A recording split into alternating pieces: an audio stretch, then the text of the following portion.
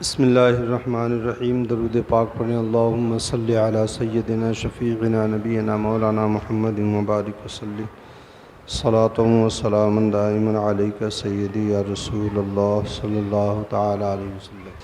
بسم اللہ الرحمن الرحیم۔ لیس لک من الامر شیء او یتوب علیہم او یعذبہم فانہم ظالمون وللہ ما فی السماوات وما فی الارض یغفر لمن یشاء ویعذب من یشاء واللہ غفور الرحیم۔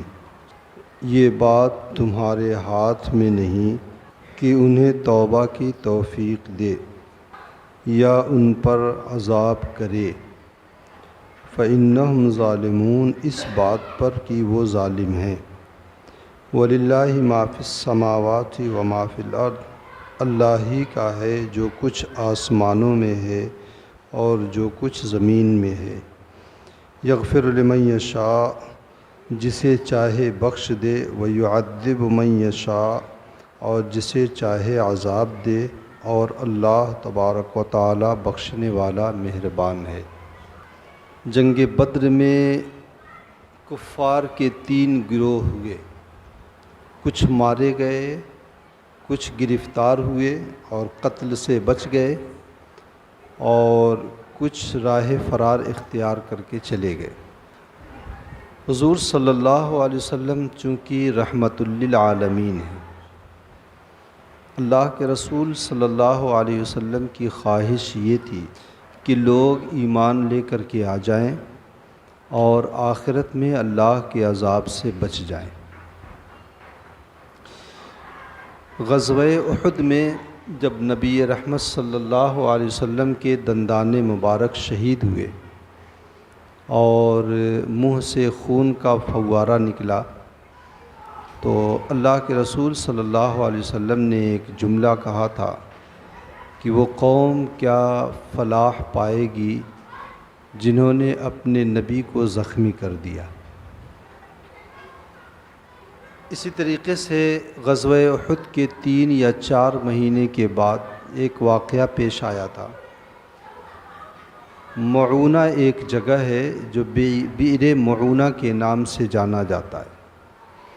وہاں کے کچھ لوگ آئے اور ان لوگوں نے حضور صلی اللہ علیہ وسلم سے کہا کہ ہمارے ہاں کچھ لوگ نئے نئے اسلام لائے ہیں، ان کی تعلیم کے لیے، احکام اسلام کو سیکھنے سکھانے کے لیے کچھ قراء اور کچھ لوگوں کو آپ بھیج دیں تاکہ ان کو نماز کا طریقہ، اسلامی مسائل و احکام ان کو سکھایا جا سکے۔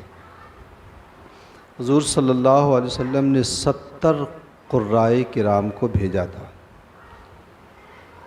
ان لوگوں نے ان قراء کرام کے ساتھ دغا کیا۔ وہاں پہنچنے کے بعد ان کے سارے مال و اسباب پہ قبضہ کر لیا اور سب کو شہید کر دیا۔ حضور صلی اللہ علیہ وسلم کو جب یہ پتہ چلا تو اللہ کے رسول صلی اللہ علیہ وسلم نے 1 مہینے تک فجر کی نماز میں قنوت نازلہ پڑھی تھی، اور اس میں ان لوگوں کے خلاف اللہ کے رسول صلی اللہ علیہ وسلم نے دعا کیا تھا۔ یہ 3 واقعات سامنے رکھے۔ اس کی وجہ سے بھی حضور صلی اللہ علیہ وسلم کے قلب اطہر پہ بڑی غم گزرا۔ غزوہ احد میں جو ہوا اس کی وجہ سے بھی حضور صلی اللہ علیہ وسلم کو دلی تکلیف پہنچی۔ بدر میں جو لوگ مار دیے گئے تھے اس پر اس بات پر وہ تھا کہ وہ ایمان کیوں نہیں لائے، کاش کہ ایمان لے کر کے آ جاتے تو بچ جاتے۔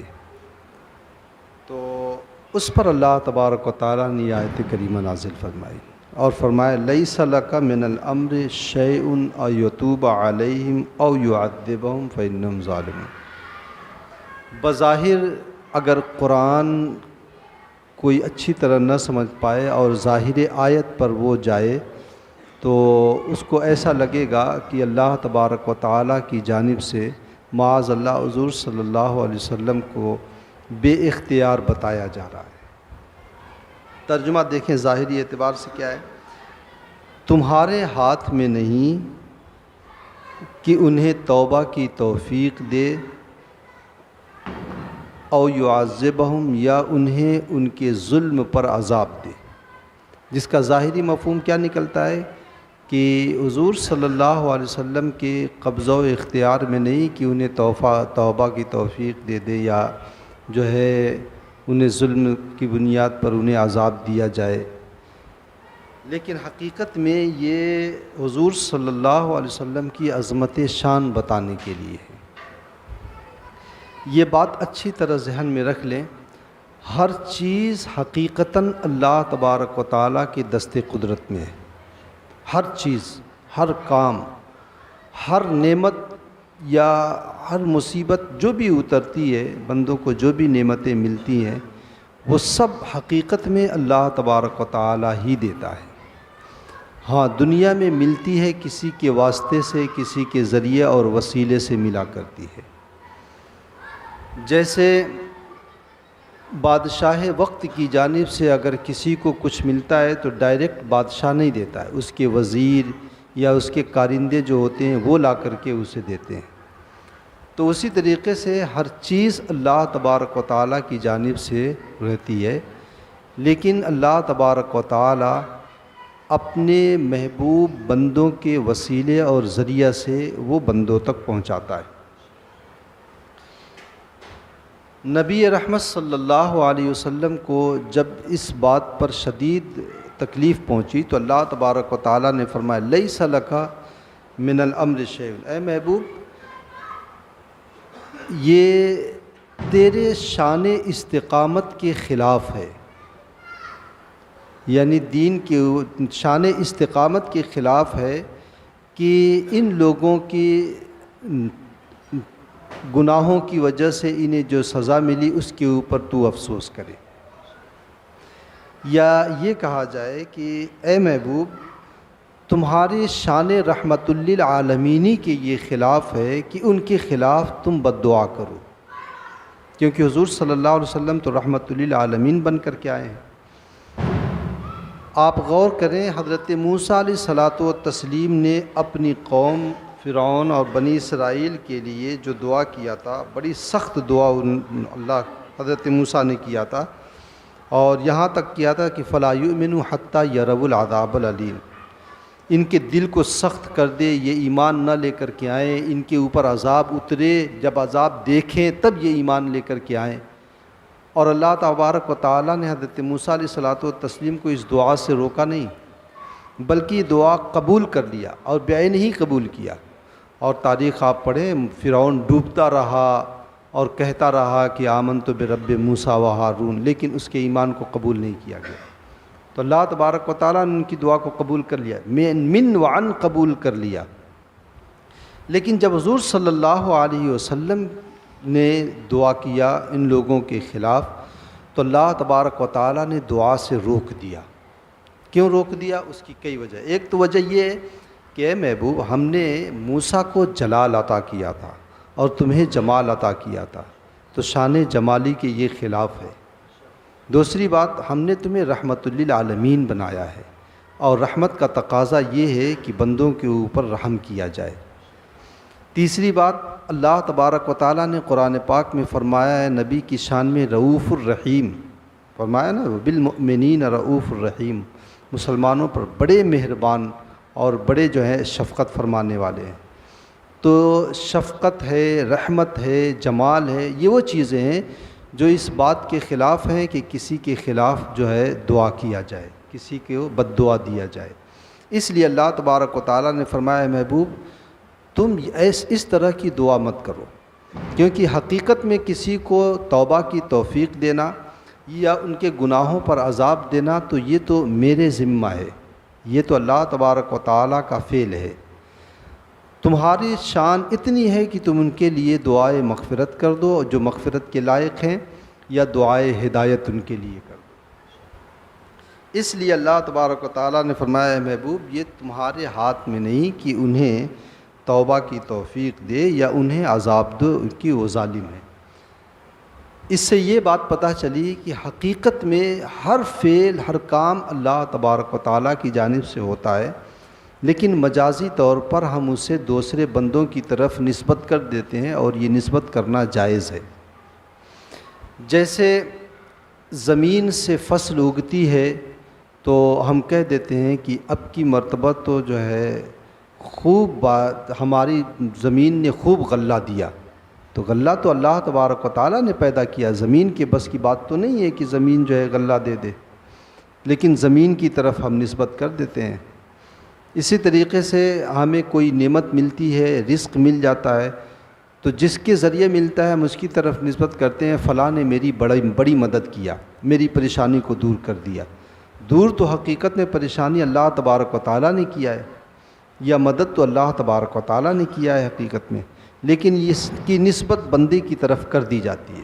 اسی طریقے سے کسی بزرگ کے وسیلے سے اگر کوئی نعمت کسی کو مل جائے تو یہ کہنا جائز ہے کہ فلاں بزرگ کی بارگاہ سے ہمیں ملا ہے. وَلِلَّهِ مَا فِي السَّمَاوَاتِ وَمَا فِي الْأَرْضِ، اور اللہ ہی کا ہے جو کچھ زمین میں ہے، آسمانوں میں ہے اور جو کچھ زمین میں، یعنی کائنات کی ہر چیز کا مالک اللہ تبارک و تعالی ہے. ہر چیز کا مالک اللہ رب العزت ہے.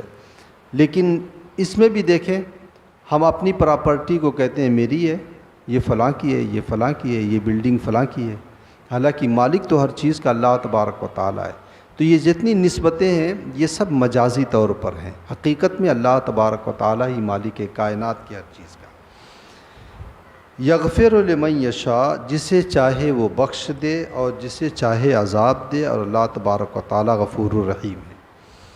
غزوہ بدر میں جو 3 گروہ ہوئے تھے، کچھ لوگ مارے گئے، کچھ لوگ گرفتار ہوئے، کچھ لوگ راہ فرار اختیار کیے. جن کی تقدیر میں ایمان نہیں تھا انہیں بدر میں اللہ تبارک و تعالیٰ نے ہلاک کر دیا. وہ سب کے سب بدر میں مارے گئے، جیسے امیہ ہے، ابو جہل وغیرہ ہیں. اور جن کی تقدیر میں ایمان تو نہیں تھا لیکن اللہ تبارک و تعالیٰ کے علم میں یہ بات تھی کہ ان کی نسلوں میں سے کوئی ایسا پیدا ہوگا جو رسول اللہ صلی اللہ علیہ وسلم پر ایمان لائے گا اور ایمان کی دین کی خدمت کرے گا. تو اللہ تبارک و تعالیٰ نے انہیں زندہ رکھا، یا تو گرفتار کر کے یا راہ فرار انہیں دے کر کے. اور جن کی قسمت میں ایمان تھا انہیں بھی اللہ تبارک و تعالیٰ نے بچا لیا اور بدر میں مرنے نہیں دیا. اس سے یہ پتہ چلا کہ جو نیک لوگ ہوتے ہیں، نیک لوگ دنیا میں آنے سے پہلے بھی ان کی برکتیں لوگوں کو ملتی ہیں. جن کی تقدیر میں ایمان تو نہیں تھا لیکن ان کی نسل میں سے کسی کو مسلمان پیدا ہونا تھا، یا ان کی اولاد میں سے کسی ایسے شخص کو پیدا ہونا تھا جو بعد میں چل کر کے مسلمان ہو جائے اور دین کی خدمت کرے اور نیک بن جائے، تو اس بندے کی وجہ سے اللہ تبارک و تعالیٰ نے اس کی موت کو مؤخر کر دیا اور بدر کے میدان میں اسے ذلت کی موت سے اللہ تبارک و تعالیٰ نے بچا لیا. تو جو نیک لوگ ہوتے ہیں وہ دنیا میں آنے سے پہلے بھی ان کی برکتیں ملتی ہیں، اور کافروں کو جب نیک لوگوں کی برکتیں مل سکتی ہیں تو اہل ایمان کو تو بدرجہ اولیٰ جو ہے نیک لوگوں کی برکتیں ملتی ہیں. اور جب دنیا میں آنے سے پہلے نیکوں کی برکتیں ملتی ہیں تو دنیا میں آنے کے بعد اور نیک بن جانے کے بعد تو ان کی برکت بہرحال ملے گی، ان کی نسلوں کو بھی ملے گی، ان کے معاشرے سوسائٹی کو بھی ملے گی. اللہ تبارک و تعالیٰ کے کچھ بندے ایسے ہوتے ہیں جو سیف زبان ہوتے ہیں. سیف زبان کا مطلب یہ ہے کہ ان کی زبان سے جو نکلتا ہے اللہ تبارک و تعالیٰ اسے قبول فرما ہی لیتا ہے، وہ رد نہیں کیا جاتا. اور ان سب کے سردار ہمارے اور آپ کے نبی جناب رحمت عالم صلی اللہ علیہ وسلم ہیں.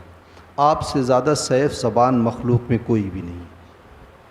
یہی وجہ ہے کہ جب کوئی ایسی دعا ہوتی تھی جو دعا اللہ تبارک و تعالیٰ کے علم میں یہ ہوتی تھی کہ وہ قضائے مبرم ہے، یعنی وہ اللہ رب العزت کا فیصلہ محکم فیصلہ ہے اور پختہ فیصلہ بدلا نہیں جا سکتا، اگر اس بارے میں نبی کی کوئی دعا ہوتی تھی تو اللہ تبارک و تعالیٰ انبیاء کرام کو اس دعا سے روک دیتا تھا. ایک ہوتا ہے دعا سے روک دینا، ایک ہوتا ہے دعا کو رد کر دینا. ہم نے دعا مانگا، ہماری دعا قبول نہیں، رد ہو گئی.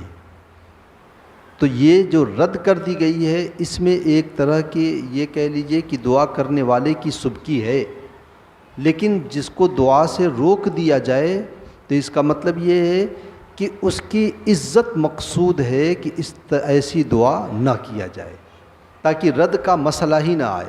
اس لیے انبیاء کرام علیہم الصلاۃ والتسلیم جب کوئی ایسی دعا ان کی زبان اقدس پر آیا کرتی تھی جو اللہ تبارک و تعالیٰ کی قضائے مبرم کے خلاف ہوتی تھی، تو اللہ تبارک و تعالیٰ انہیں دعا سے روک دیا کرتا تھا۔ جیسے یہاں پر اللہ تبارک و تعالیٰ نے اپنے حبیب صلی اللہ علیہ وسلم کو دعا سے روک دیا۔ اسی طریقے سے حضور صلی اللہ علیہ وسلم نے ایک مرتبہ 3 دعا امت کے حوالے سے مانگی تھی، اس میں سے 2 دعا تو اللہ رب العزت نے قبول فرمائی، تیسری دعا سے اللہ تبارک و تعالیٰ نے روک دیا۔ تو یہ روک دینے کا مطلب یہ ہے کہ یہ دعا رب کا، یہ چیز جس کے بارے میں آپ دعا کر رہے ہیں یہ اللہ تبارک و تعالیٰ کا آخری فیصلہ، یہ بدلا نہیں جائے گا، اس لیے اس کے بارے میں دعا نہ کریں۔ اور چونکہ وہ سیف زبان ہوتے ہیں، ان کی دعا بہرحال قبول ہوگی، اگر قبول کر لی جائے تو ایسی صورت میں نظام درہم برہم ہو جائے گا۔ یا بندوں کے بارے میں جیسے یہاں پر یہ دعا اگر اللہ کے رسول صلی اللہ علیہ وسلم کی رب کائنات دعا سے نہیں روکتا اور حضور صلی اللہ علیہ وسلم کی دعا قبول کر لیتا، جیسے حضرت موسیٰ علیہ الصلاۃ والتسلیم کی دعا کو قبول کر لیا، تو ایسی صورت میں یہ جو ہے اللہ کے رسول صلی اللہ علیہ وسلم نے جو فرمایا تھا کہ وہ امت کیسے فلاح پائے گی، وہ قوم کیسے کامیاب ہوگی جس نے اپنے نبی کے چہرے کو زخمی کر دیا۔ تو پھر جو ہے غزوہ احد میں جتنے ہوتے وہ ایمان سے محروم ہو جاتے بعد میں، حالانکہ غزوہ احد میں شریک ہونے والے بہت سے کافر بعد میں مسلمان ہوئے، جیسے حضرت ابو سفیان مسلمان ہوئے، حضرت خالد ابن ولید مسلمان ہوئے، اور دین کی بڑی خدمت ہوئی۔ حضرت خالد ابن ولید نے بہت دین کو پھیلایا، سیف اللہ کا خطاب رسول رحمت صلی اللہ علیہ وسلم نے دیا ان کو۔ اس آیت کریمہ سے ایک فائدہ یہ بھی ہے ملا کہ کافر جنگ کی حالت میں مسلمانوں کے اوپر چاہے جتنا ظلم کر لیں اور چاہے جتنا سنگین جرم کر دیں، ایمان لانے کے بعد ان کے سارے گناہ بخش دیے جاتے ہیں اور مٹا دیے جاتے ہیں، کیونکہ اللہ کے رسول صلی اللہ علیہ وسلم نے فرمایا ہے الاسلام یجب بما قبل، اسلام اپنے ما قبل کے یعنی اسلام سے پہلے کے سارے گناہ کو اسلام مٹا دیتا ہے۔ بندہ جب تک کافر ہے جو بھی گناہ کیا اس نے کیا، جیسے ہی وہ کلمہ پڑھ کے سچے دل سے مسلمان ہوا، اب اس کا نام اعمال صاف ہو گیا ایک دم سے، اب اس کا از سر نو نام اعمال یہاں سے شروع ہو رہا ہے جہاں سے وہ مسلمان ہوا ہے۔ یہ بھی حضور صلی اللہ علیہ وسلم کی رحمت کا صدقہ ہے۔ دیکھیں اللہ کے رسول صلی اللہ علیہ وسلم کے چچا حضرت حمزہ کو شہید کیا، جو ایک حضرت وحشی جو ہند کے اشارے پر انہوں نے حضرت حمزہ رضی اللہ تعالیٰ عنہ کو شہید کیا، اور پھر ہند نے حضرت حمزہ رضی اللہ تعالیٰ عنہ کا کلیجہ چبایا۔ ہند حضرت ابو سفیان کی بیوی ہیں اور صحابیہ ہیں، بعد میں یہ لوگ ایمان لے کر کے آئے۔ جب ایمان لے کر کے آئے تو اللہ کے رسول صلی اللہ علیہ وسلم نے ان سے انتقام نہیں لیا کہ تم نے میرے چچا کا کلیجہ چبایا تھا، تم نے مارا تھا، نہیں، اللہ کے رسول صلی اللہ علیہ وسلم نے انہیں درگزر فرما دیا تھا۔ ہاں اتنا اللہ کے رسول صلی اللہ علیہ وسلم نے فرمایا کہ تم لوگ میرے سامنے مت آیا کرو کہ تمہیں دیکھ کر کے چچا کی یاد آ جائے گی اور کہیں میری آنکھیں برس نہ جائیں۔ تو اسلام لانے کے بعد جو ہے حضور صلی اللہ علیہ وسلم کو ستانے والوں نے کتنا ستایا مکے میں، لیکن جب وہ اسلام لے کر کے آئے تو اللہ کے رسول صلی اللہ علیہ وسلم نے ان سے ایک مرتبہ بھی مواخذہ نہیں فرمایا کہ تم نے مجھے بہت ستایا، ایک مرتبہ بھی ذکر نہیں کیا۔ کیوں؟ اس لیے کہ اسلام ان گناہوں کو مٹا دیتا ہے۔ جب اللہ تبارک و تعالیٰ نے ان گناہوں کو بخش دیا تو پھر بندہ ان گناہوں کا ذکر کیوں کرے؟ بندے کو کوئی حق ہی نہیں پہنچتا ہے۔ اللہ تبارک و تعالیٰ نے معاف کر دیا تو اب بندے کے اوپر بھی ذمہ داری یہی کہ وہ بھی معاف کر دے۔ اس آیت کریمہ سے ایک فائدہ یہ بھی ہے کہ اللہ تبارک و تعالیٰ کے علاوہ کوئی ذرہ بھی دائمی اور حقیقی طور پر کوئی بھی شخص ایک ذرے کا بھی مالک نہیں ہے۔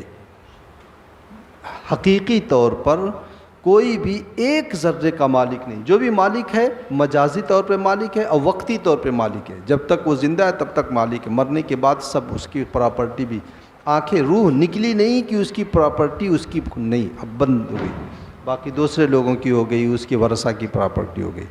تو مالک حقیقی ہر چیز کا اللہ تبارک و تعالی ہے، لیکن مجازی طور پر بندوں کی طرف کسی چیز کی ملکیت کی نسبت کرنا یہ جائز ہے۔